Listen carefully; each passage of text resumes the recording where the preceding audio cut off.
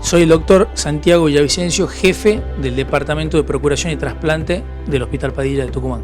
Y como ustedes saben, el COVID es una enfermedad que impactó al mundo, ¿no? Por eso se llama pandemia. Inició principalmente en lo que es el hemisferio norte, todavía no había llegado acá el virus y el impacto fue muy grande primero en el hemisferio norte y eso nos permitió a nosotros mejorar ciertas cosas y tener recaudo en lo que es el sistema de salud.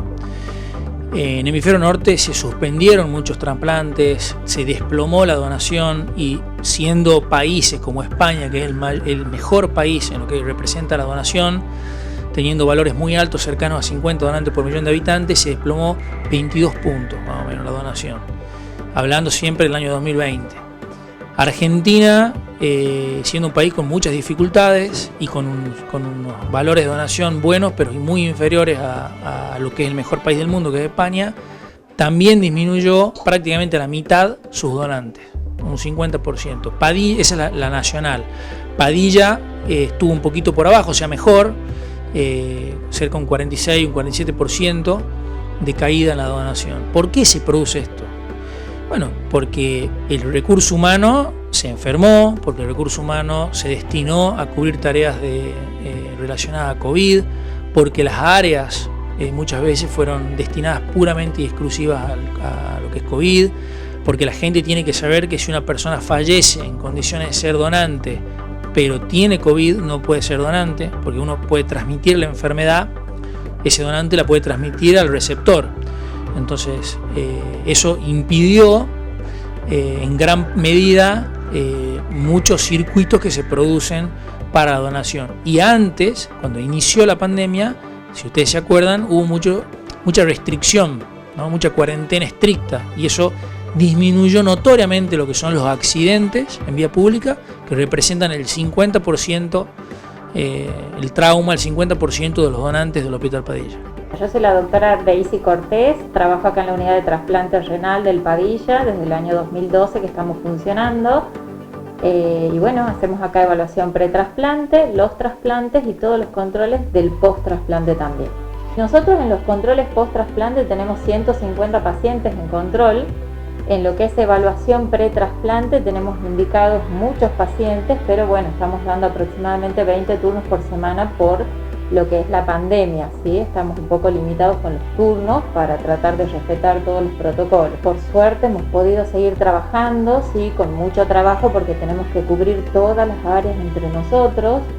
Y bueno, se siguen haciendo trasplantes. Desde que el inicio de la pandemia hemos logrado hacer 17 trasplantes, lo cual es un dato muy bueno.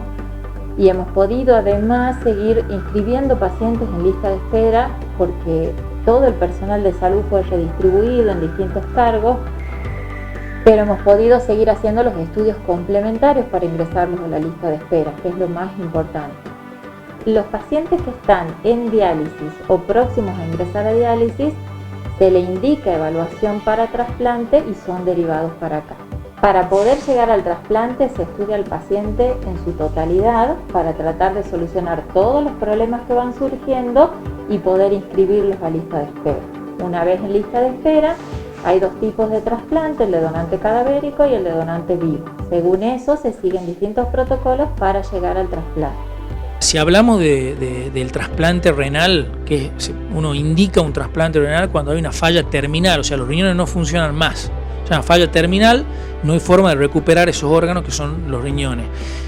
En la Argentina, el más del 70% de los pacientes que llegan a ese estadio, en los que los riñones fallan, son producidos por dos enfermedades muy comunes, que son la hipertensión, o sea, la presión alta, y la diabetes. Son enfermedades muy comunes en la población. Esas dos enfermedades van lastimando al riñón a tal punto que si no son controladas en un largo plazo pueden producir la falla irreversible del riñón y con esto lamentablemente el ingreso a diálisis y obviamente que la posterior posibilidad de un trasplante.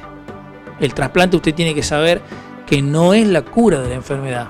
es un tratamiento más junto con la diálisis, que se llama tratamiento de sustitución de la función renal. Es mejor que la diálisis es muy buena y permite a la gente vivir, pero decirle que además no hay tantos órganos disponibles acá en Argentina y en el mundo, o sea, siempre son los órganos insuficientes para la cantidad de gente que espera en lista de espera.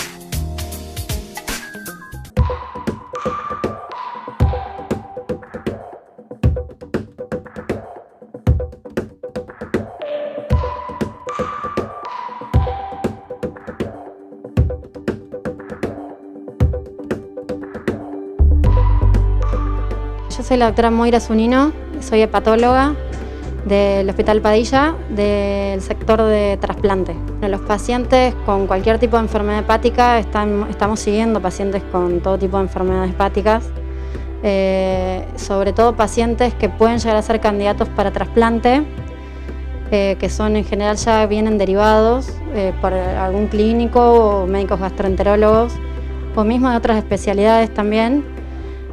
Pacientes por ahí que son derivados desde endocrinología, hematología, que son pacientes candidatos para entrar en lista de espera, pero bueno, por supuesto hay que hacer antes una evaluación y ver que el paciente se encuentre en condiciones de ser sometido a una cirugía tan grande. Actualmente no se están haciendo trasplantes hepáticos acá en la provincia, se sigue trabajando en pos de poder lograr eso, que sería algo muy bueno, por la accesibilidad que tienen sobre todo los pacientes que no tienen obra social, que son pacientes que son del Ciprosa, que se complica mucho poder derivarlos, sobre todo a Buenos Aires o a Córdoba, que es donde se derivan estos pacientes que no tienen obra social. Y los que tienen obra social sí tienen más acceso, son derivados a los hospitales o sanatorios que tienen convenio la obra social para este tipo de procedimiento de alta complejidad. También hacemos seguimiento de pacientes que ya están trasplantados. Los pacientes viajan a estas provincias para acceder al trasplante. Una vez que son trasplantados vuelven a la provincia y muchas veces seguimos estos pacientes que, a pesar de que no pierdan el contacto con su centro de trasplante, el seguimiento diario o más frecuente lo hacen acá en la provincia. Y si hay alguna complicación que no se pueda resolver en la provincia, sí ya se derivan a su centro donde fueron operados. Las obras sociales tienen convenios con diferentes centros, casi todos están en la provincia de Buenos Aires. Actualmente los pacientes que no tienen obra social, o sea que son pacientes del Ciprosa, se derivan al Hospital El Cruce, que es un hospital que queda en Florencio Varela, en Buenos Aires, provincia de Buenos Aires.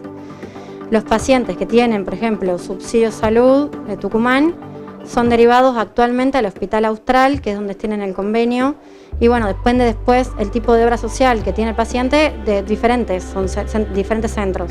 Puede ser el hospital alemán, el hospital italiano, el hospital británico, hay diferentes centros donde se puede realizar este procedimiento. Es una cirugía compleja que requiere un equipo especializado, que requiere que el paciente llegue en las mejores condiciones y que después requiere muchos cuidados. Nosotros le hacemos hisopado al donante y al receptor y no se hace con donante ni con receptor positivo, porque al darle inmunosupresión podría generar una respuesta peor del COVID, una enfermedad más grave. Entonces se hace tanto al donante como al receptor una PCR previa a la cirugía, en el cual tiene que salir negativo. Mi nombre es Jorge Valdecantos, yo soy médico cirujano de trasplante renal acá en el Hospital Padilla. ¿Cómo sigue todo el procedimiento una vez que ya están asignados los órganos a un paciente? Nosotros tenemos un paciente que previamente lo hemos estudiado, se ha estudiado completo desde el punto de vista inmunológico, general, urológico, cardiológico, vascular, o sea, se hace un chequeo completo para poder implantar un riñón. Y cuando se lanza el operativo, ya empezamos a contar los minutos para que justamente tengamos la menor cantidad de tiempo del órgano en una cosa que se llama isquemia fría. es decir, una vez que tenemos los órganos ya listos dentro de una heladera, cuanto menos tiempo pase, mejor resultado vamos a tener. Y empezamos llevamos el paciente al quirófano y en el quirófano implantamos el órgano, que también tiene una previa, que es un control de calidad del órgano. Chequeamos de que esté como corresponde, que fluya la sangre a través de un líquido, mejor dicho, a través de la arteria renal y de la vena renal. Verificamos que estén en condiciones todas las cosas que sean necesarias del riñoncito para poder implantarlo. Se hace una incisión. Las incisiones habitualmente tratamos de hacerla la más pequeña posible en la cara lateral del abdomen, por un sector que se llama retroperitoneo, donde se accede fácilmente a la arteria ilíaca y a la vena ilíaca, y en donde se unen la arteria renal con la arteria ilíaca y la vena renal con la vena ilíaca. Una vez que está perfundido el riñón, ya empezó a funcionar. Y eso es lo maravilloso, porque empieza muchas veces, cuando ha pasado muy poquito tiempo, ya el riñoncito empieza a formar orina. Y luego hacemos una conexión del uréter a la vejiga. Nosotros en nuestro equipo trabajamos con urólogos especializados, con un trasplantólogo y con un cirujano vascular, que soy yo, y creo que esa integración de especialidades hace que los resultados sean muy buenos, porque cada uno hace una parte que sabe perfectamente cómo hacerla, y si bien todos sabemos hacer todos ya con el tiempo, pero digamos que estamos muy entrenados en tratar de lograr precisión para los resultados. Y esos son los resultados que hemos ido obteniendo acá en este hospital público, que se dedica a hacer también implante de riñones en pacientes que han donado, que también vienen de los hospitales públicos.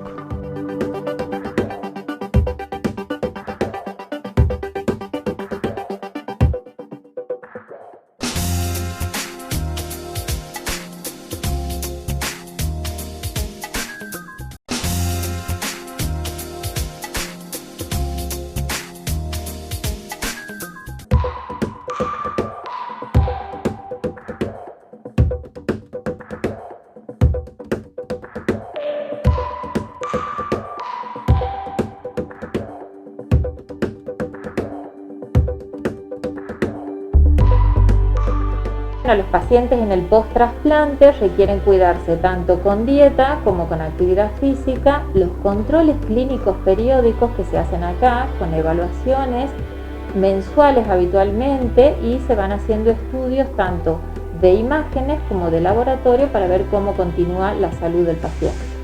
El donante vivo sigue en control con el equipo de trasplante durante 3 meses después de la donación. Después del alta nuestra siguen un control nefrológico, porque es un paciente que va a poder vivir toda su vida con un solo riñoncito, pero cuidándose. Yo soy Cecilia Conti, soy psicóloga del Departamento de Trasplante del Hospital Padilla. Nosotros en este hospital estamos haciendo trasplantes renales y trasplantes de córnea. Y lo más importante también es que este es un hospital donante. Acá también se hace todo lo que es procuración para la donación de órganos, que después van a ir a distintas partes del país para hacer los trasplantes. Dentro de lo que es la psicología, con respecto al trasplante, nosotros tenemos una primera etapa que tiene que ver con la evaluación del paciente y la contención del paciente que tiene una enfermedad que necesita un trasplante, y hacemos mucho de educación también con respecto a qué significa un trasplante y cómo va a ser la vida después de esto. Una vez que el paciente entra en lista de espera, y puede obtener este trasplante, hacemos la contención en sala cuando están internados, y también trabajamos mucho en la adherencia al tratamiento en lo que es el post-trasplante. Una vez que una persona tiene un trasplante, tiene que cuidarse de por vida, y tiene determinadas características este trasplante con respecto a la medicación y a la adherencia que hay que tener a esto. Entonces es muy importante que haya una forma de vida diferente y para que se pueda sostener este trasplante. La gente cambia completamente su calidad de vida. Una persona que obtiene un trasplante renal deja de estar en diálisis y obtiene muchos beneficios, pero también responsabilidad. El poder recibir un riñón de un donante es muy importante y acarrea la responsabilidad de poder cuidarlo y de poder disfrutarlo. Cada persona que obtiene un trasplante es un ser único, entonces tiene que ver mucho con el caso a caso. Sí, hay momentos en donde se interviene con la familia, hay momentos que no es necesario, pero somos un equipo muy compacto, tanto médicos como la licenciada en trabajo social, yo que soy psicóloga, en donde el paciente se lo aborda desde todos los puntos de vista. Y lo mimamos mucho al paciente, los llamamos para los controles, los ayudamos con todo lo que tiene que ver con la medicación y todo lo que necesiten. Y la familia muchas veces está involucrada también en todo este proceso. La verdad que nos parece importantísimo entender a la donación como un acto puro de amor, tanto el de donante vivo como el de donante cadavérico, y entenderlo que esto salva vidas y cambia la vida de nuestros pacientes. Le da otra vida, le da una vida casi normal, ¿sí? Con todos los cuidados que tiene que tener, pero es muy importante, y agradecer a todo el personal del hospital porque diariamente nos ayuda para poder seguir inscribiendo a los pacientes en lista de espera, a pesar de que estamos todos con trabajo por la pandemia, y agradecer a todos los donantes, porque sin ellos esto no sería posible.